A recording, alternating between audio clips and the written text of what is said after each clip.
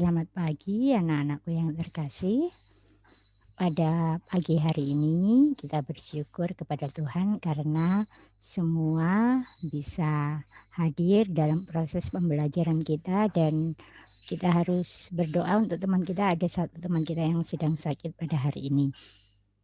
Untuk pagi hari ini kita akan masuk ke dalam proses pembelajaran kita selanjutnya berkaitan dengan evaluasi pengolahan makanan awetan nabati.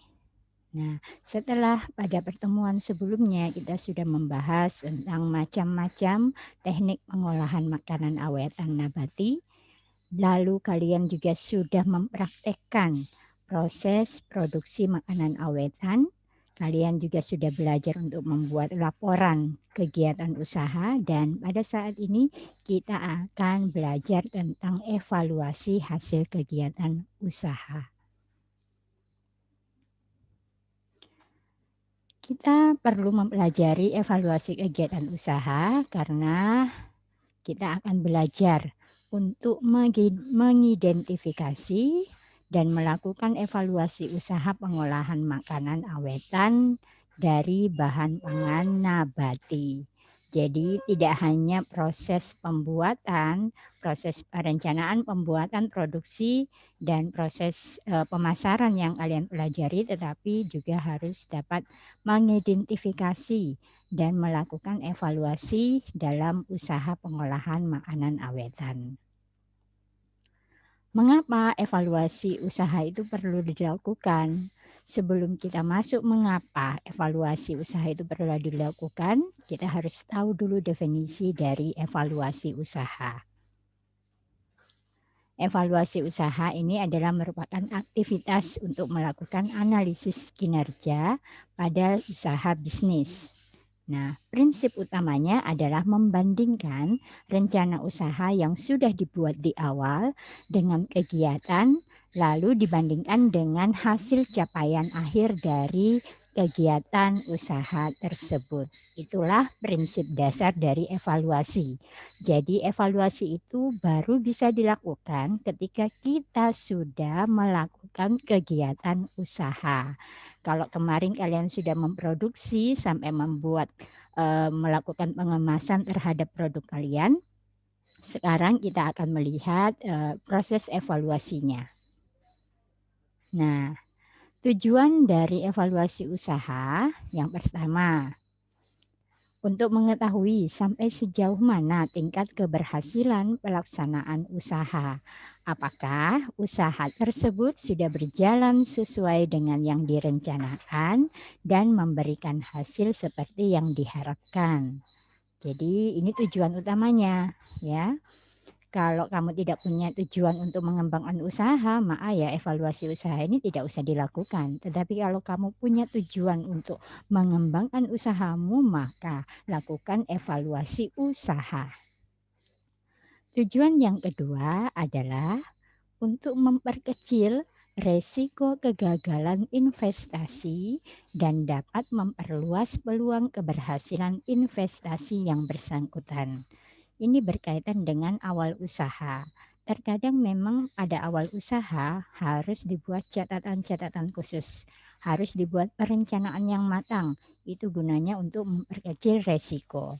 Nah, tapi perencanaan seringkali ada penambahan dari kesalahan-kesalahan. Nah, dari hasil kesalahan-kesalahan yang terjadi pada proses produksi, evaluasi usaha menjadi sarana untuk memperkecil resiko gagalnya usaha kita di awal. Jadi mungkin gagal karena, oh rasanya ndak enak, mungkin gagal karena, oh biaya pengemasannya yang lebih besar. Maka lakukanlah evaluasi usaha untuk memperoleh catatan-catatan kecil berkaitan dengan, peluang untuk keberhasilan investasi di proses produksi selanjutnya. Yang ketiga, tujuan evaluasi usaha adalah untuk memandu pemilik agar dapat menggunakan dana dengan semaksimal mungkin. Jadi, kalau sudah ada usaha lalu kemudian ada laporan keuangan, lalu ada evaluasi, maka setelah evaluasi bisa dilihat kira-kira biaya mana atau biaya bahan baku mana yang perlu untuk dikurangi atau ditambah supaya kegiatan usaha itu betul-betul maksimal menghasilkan produk yang berkualitas dengan tidak tidak tidak mengurangi dari prinsip ekonomi, di mana pasti pengusaha menginginkan penggunaan sumber daya yang sekecil-kecilnya untuk memperoleh keuntungan atau kepuasan yang maksimal. Nah, itu adalah tujuan-tujuan dari evaluasi usaha. Nah, tahap-tahapan, jadi dalam evaluasi usaha apa saja yang harus kita evaluasi? Kalau diri kita sedang merefleksikan diri, maka kita juga akan melihat pada diri kita, apa saja yang kurang atau apa kelebihan saya. Demikian juga dengan evaluasi usaha. Maka yang akan dilihat adalah evaluasi internal atau evaluasi dari dalam usaha. Nah, ini contohnya ya. Evaluasi dalam evaluasi internal itu seperti apa? Nah, ini gambarannya. Lalu yang kedua ada evaluasi eksternal. Berkaitan dengan apakah evaluasi eksternal tersebut? Nah, ini ada berbagai macam, ada stakeholder, ada user, ada reseller, ada staff finance dan sebagainya. Ini semua adalah pihak-pihak eksternal atau pihak yang di luar usaha. Jadi evaluasi usaha itu meliputi dua hal, yaitu evaluasi internal usaha dan evaluasi eksternal. Apa itu evaluasi internal dan evaluasi eksternal? Mari kita lihat. Evaluasi internal berkaitan dengan rasa produk dan catatan evaluasi dari rasa produk. Kemudian evaluasi internal berikutnya adalah mengamati dengan seksama bentuk penampilan atau pengemasan produk makanan awetan nabati. Jadi evaluasi internal ini berkaitan langsung dengan produknya, produk yang dihasilkan. Apakah produk yang dihasilkan itu sungguh menjadi produk yang berkualitas, yang rasanya diinginkan oleh konsumen, atau pengemasannya yang menarik bagi konsumen. Itu evaluasi internal. Yang kedua adalah evaluasi eksternal. Apa saja yang dilakukan terhadap evaluasi eksternal? Yang pertama adalah menganalisa atau mencoba menggali dari aspek pasar. Aspek pasar itu apa? Aspek pasar itu berkaitan dengan permintaan produk.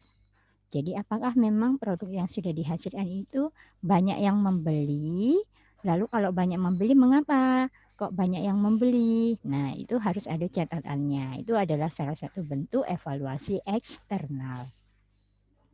Yang kedua adalah analisa aspek teknis. Nah, aspek teknis ini berkaitan dengan teknologi yang dibutuhkan dalam usaha. Jadi, kalau pada zaman sekarang, hidup manusia itu serba praktis. Maka dalam proses pembuatan produk pun juga sebisa mungkin produk kita bisa digunakan secara praktis oleh konsumen. Nah, teknologi untuk menggunakan atau memproduksi barang atau produk dengan praktis itu menggunakan teknologi apa. Nah, teknologi ini juga berkaitan dengan bagaimana proses pemasaran. Jadi apakah harus door to door atau bisa menggunakan sarana media sosial yang sekarang begitu luas. Yang ketiga, kita akan melakukan evaluasi terhadap aspek finansial atau aspek keuangan, yaitu untuk mengetahui karakteristik keuangan dari usaha kita. Jadi dari seperti yang tadi ya, analisis keuangannya, mana biaya yang perlu dikurangi dan mana biaya yang, bisa dimaksimalkan untuk menghasilkan produk sehingga harganya dapat terjangkau. Nah, itu adalah beberapa aspek yang dilakukan pada evaluasi eksternal. Selanjutnya, kita sampai pada penghujung pertemuan kita pada pagi hari ini. Bu Sani akan memberikan penugasan. Penugasannya adalah ini untuk mereview ya, untuk supaya ada feedback buat kalian. Jadi ketika ada video, ada informasi, kalian juga melakukan literasi dengan cara menyimak, lalu menuliskan kembali informasi tersebut. Jadi tugasnya, silahkan tuliskan pada buku catatanmu informasi yang kamu dapatkan dari video pembelajaran kita pada pagi hari ini mengenai evaluasi kegiatan usaha pengolahan makanan awetan dari bahan nabati. Nah, ini adalah penugasan hari ini. Bu Seni tunggu tugas kalian sebelum jam pelajaran kita berakhir. Terima kasih, semoga semuanya tetap semangat dalam belajar. Bu Sani sampaikan penilaian untuk hari ini, yaitu kedisiplinan, kemudian keaktifan kalian selama kita proses pembelajaran di WA, lalu tugasnya. Jadi semuanya proporsi untuk nilai tugas 50% dan untuk sikap itu juga 50%. Demikian pertemuan kita hari ini, sampai ketemu lagi di pertemuan dan pembelajaran kita selanjutnya. Tuhan Yesus memberkati.